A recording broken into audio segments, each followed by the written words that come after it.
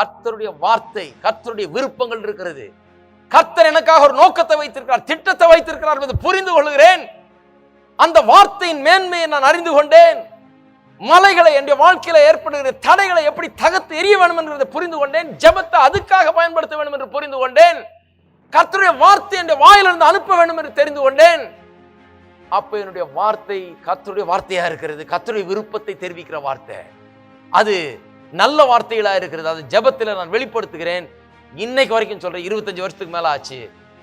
அந்த வார்த்தைகள் புறப்பட்டு சென்று எனக்கு அதெல்லாம் வாய்க்கும்படி செய்தது. எல்லாம் வாய்த்திருக்கிறது. கர்த்தருடைய வார்த்தை வாய்க்காமற் போகாது, அது சொன்னபடியே செய்யும். அதுதான் கர்த்தருடைய வார்த்தை. ஆகவேதான் அதை என்னுடைய வாயில வைக்கணும். ஜெபத்தில் முக்கியமாக நான் சேலஞ்ச் பண்றேன், நீங்க அதை ஆரம்பிங்க. இன்னைக்கு தேவனுடைய வார்த்தையை உங்க வாயில வையுங்க, அதே பேசுங்க, அதே விரும்புங்கள், அந்த விருப்பத்தையே பேசுங்கள். அதுதான் ஜெபம். அந்த விருப்பத்தை பேசி அதே தெரிவிக்கும் போது என்ன ஆகிறது?